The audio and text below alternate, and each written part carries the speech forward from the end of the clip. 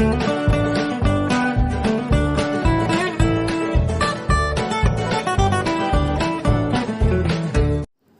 everyone, this is Imani and welcome to our YouTube channel Brain Teasers।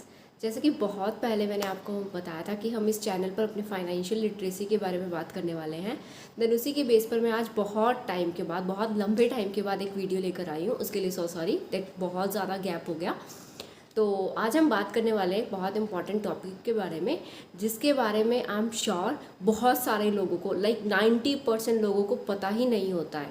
Then उनके बीच में क्या difference है, हम यहाँ पर बात करने वाले हैं what is assets and what is liability. So assets जैसे कि आपने पिक्चर में अभी देखा होगा, मैंने दो पिक्चर्स दिखाई हैं, एक एसेट की एंड एक लायबिलिटीज़ की। सो एसेट्स वो होते हैं जिनकी वजह से हमारी पॉकेट में मनी आता है, like this is inflow of money. अगर किसी कॉमर्स स्टूडेंट ने रीड किया होगा बिजनेस के अंदर, इकोनॉमिक्स के अंदर, देन उसको पता होगा what is inflow of money.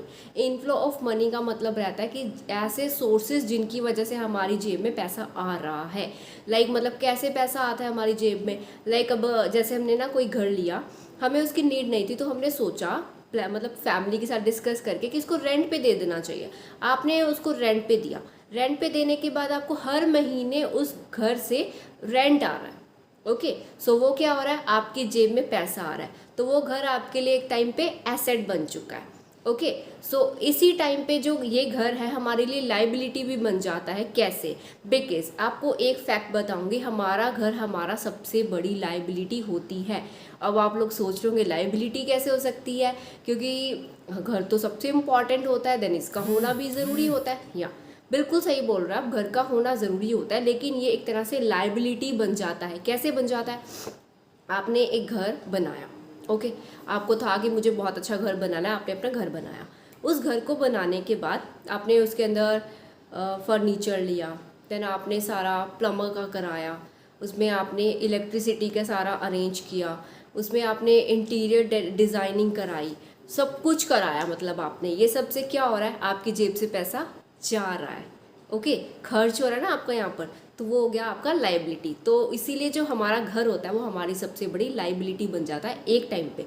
यही घर इस टाइम पे लायबिलिटी है। फर्स्ट एग्जांपल में यही घर हमारे लिए एसेट बन चुका था, बिकॉज उससे हमें रेंट आ रहा था। तो इस तरीके से अभी आपको क्लियर हुआ होगा एसेट और लायबिलिटीज़ में क्या डिफरेंस होता है। एसेट जिसकी वजह से हमारी जेब में पैसा आएगा, लायबिलिटी जिसकी वजह से हमारी जेब से पैसा जाएगा। लायबिलिटी आउटफ्लो ऑफ मनी होता है। लायबिलिटी क्या क्या हो सकती है, हमारी गाड़ी, कार, शौक होता है, लेकिन लायबिलिटी होती है बिकॉज हर 6 महीने के बाद सर्विसिंग करानी होती है, पेट्रोल चाहिए होता है। देन इसकी वजह से क्या हो रहा है, हमारी जेब से पैसा जा रहा है। बहुत सारे लोगों को इसके बीच का डिफरेंस नहीं पता होता है, क्योंकि यही रीज़न होता है रिच और पुअर होने का हमारे। ओके, कैसे?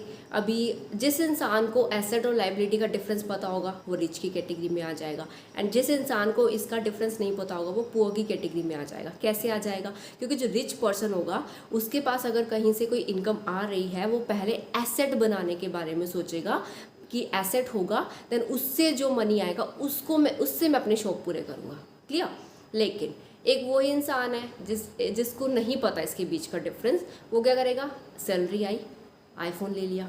आईफोन से आने के बाद, मतलब आईफोन अगर आप लेकर आए, उसको लेकर आने के बाद आपके पास कौन सा पैसा आ रहा है? कुछ नहीं आ रहा, वो तो आपका पैसा चला गया, कोई इन्वेस्टेड नहीं हुआ वो आपका मनी, वो उल्टा आपके पैसे खर्च करा रहा है। ओके, लोग क्या करते हैं, इनकम आने के बाद गाड़ी ले ली, मोबाइल फ़ोन ले लिया, टीवी ले लिया, फ्रिज ले लिया, और आजकल तो लोग क्या करते हैं, इन सब चीज़ों को भी मतलब इतनी कोई बहुत बड़ी नीड नहीं होती हमारे लिए टीवी हमारा, लेकिन फिर भी लोग क्या करते हैं, लोन लेके टीवी ले लेते हैं। इतना बड़ा था, इतनी बड़ी नीड थी हमारी टीवी को लेके कि हमें उसके लिए लोन लेना पड़ा।